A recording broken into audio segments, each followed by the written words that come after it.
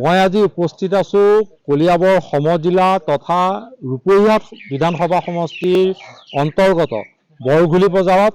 এই বৰঘুলি বজাৰৰ পৰা আমবাগান সংযোগী যিটো প্ৰধান পথ, সেই প্ৰধান পথটোৰ বিধ্বস্ত ৰূপৰ কাৰণে অঞ্চলটোৰ ৰাইজে জীয়াতু ভুগিবলগীয়া হৈছে। অঞ্চলটোৰ পথটোৰ উন্নয়নৰ বাবে ৰূপহীহাট সমষ্টিৰ বিধায়ক নুৰুল হুদাই আজিলৈকে কোনো ধৰণৰ ব্যৱস্থা গ্ৰহণ নকৰিলে। পথটোৰ মাজত বিয়াগুম গাঁতৰ সৃষ্টি হৈছে।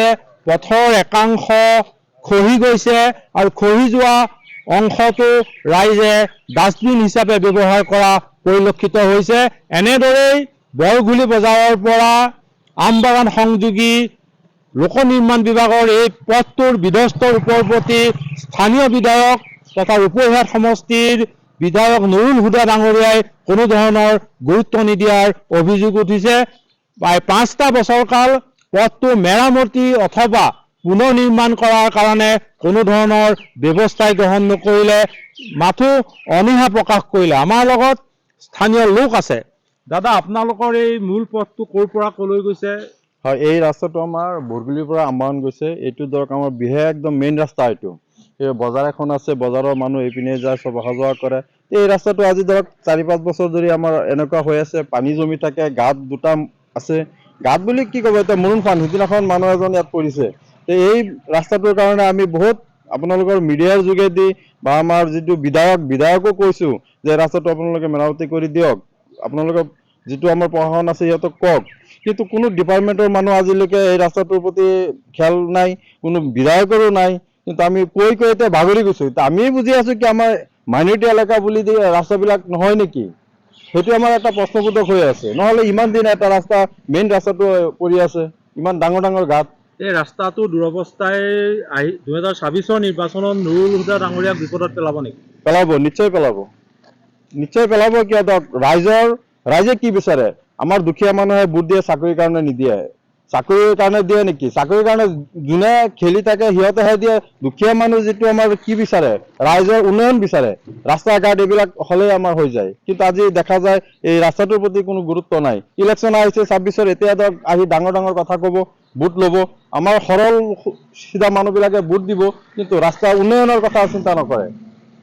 এনেদৰে এগৰাকী লোকে তেওঁ প্ৰতিক্ৰিয়া ব্যক্ত কৰিলে। আৰু এগৰাকী লোক আছে। আপোনালোকৰ ব্যস্ত অঞ্চল বৰঘুলি বজাৰৰ পৰা আমবাগানৰ ৰাস্তাটোৰ অৱস্থা একেবাৰে বেয়া, ভাঙি ছিঙি গৈছে। পথৰ মাজত বৃহৎ গাঁত, পথৰ একাংশ জহি খহি গৈছে। স্থানীয় বিধায়ক নুৰুল হুদাই গুৰুত্ব দিয়া নাই নেকি? এইটো গুৰুত্ব দিয়া নাই বুলি সঁচাকৈ ক'ব পাৰোঁ, এইটো গুৰুত্ব দিয়াই নাই। কেলে নুৰুল হুদা চাহাব এইটো আমাৰ যোনটো বৰগুলিৰ এতিয়া নতুনকৈ আমাৰ ইয়াৰ MLA, আমি এতিয়া নতুনকৈ ৰূপহী সমষ্টিত পৰিছোঁ। ৰূপহী সমষ্টিত পৰাৰ পিছতো চাগে 2 বছৰ গুচি গ'ল। 2 বছৰৰ ভিতৰত মোক লাগে আজিলৈকে নুৰুল হুদা চাহাবে এইটো ৰাস্তা আহি চোৱাই নাই। এনেকুৱা হৈ গৈছে, ৰাস্তাটো দি অহা যোৱা কৰা স্কুলীয়া যোনবিলাক ল'ৰা ছোৱালী আছে সববিলাক, এতিয়াতো ধৰক ঠাণ্ডা বতৰ আছে, এতিয়া ধৰক বৰষুণ নাই, বৰষুণৰ পানীবিলাক যেতিয়া জমি যাব এইটো ৰাস্তা চলা অসম্ভৱ হৈ যাব। খহি গৈছে। খহিটো গৈছে ইয়াতে নহয়, আৰু আগতো আছে এটা, সেইটো 2টা ঠাইত ভাঙি গৈছে। আকৌ ছাইডতো গাঁত হৈ আছে। এইফালে পানী জমা হৈ থাকে, এইফালে ৰাস্তা নাই, কোনফালে যাব মানুহবিলাক? এইটো আজিলৈকে বিধায়ক মহোদয়ে এতিয়ালৈকে চোৱাই নাই। 2027 এইটো ৰাস্তাৰ গুৰুত্বটোতো বিধায়কৰে দায়িত্ব আছে নহয়। এইটো যিহেতু ৰূপহী সমষ্টিত পৰিছে, তেখেতে যদি নাচায় এইটো ৰাস্তা আহি কোনে চাব? এই এনেকুৱা উন্নয়নমূলক কাম নকৰাৰ কাৰণে 2026ৰ সাধাৰণ নিৰ্বাচনত নুৰুল হুদাৰ ইয়াৰ পৰা ক্ষতি হ'ব নেকি? এইটো সাধাৰণ কথা একেবাৰে। তেখেতৰ ক্ষতি হোৱাটো নিবিচাৰোঁ, কিন্তু হোৱাটো সাধাৰণ কথা। কেলে আমাৰ যোনবিলাক মানুহ আছে, অশিক্ষিত মানুহ বেছি, শিক্ষিত মানুহ কম আছে।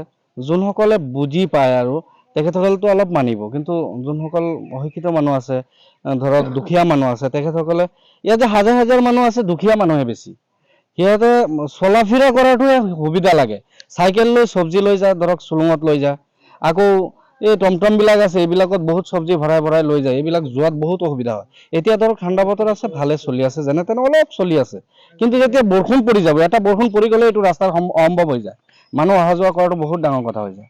এনেদৰেই পথটোৰ বিধ্বস্ত ৰূপৰ কাৰণে 2026ৰ আহি থকা নিৰ্বাচনত ৰূপহীহাট সমষ্টিৰ বিধায়ক নুৰুল হুদা ক্ষতি হোৱাৰ সম্ভাৱনা আছে বুলি স্থানীয় কেইবাগৰাকীও লোকে তেওঁলোকৰ প্ৰতিক্ৰিয়া ব্যক্ত কৰিলে।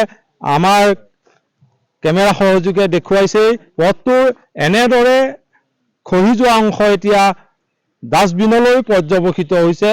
তাৰ কাৰণে স্থানীয় লোকে প্ৰতিক্ৰিয়া ব্যক্ত কৰিছে। 2024 চনৰ নিৰ্বাচনত ৰূপহীহাট সমষ্টিৰ বিধায়ক নুৰুল হুদাক প্ৰত্যুত্তৰ দিবৰ বাবে তেওঁলোক প্ৰস্তুত হৈছে।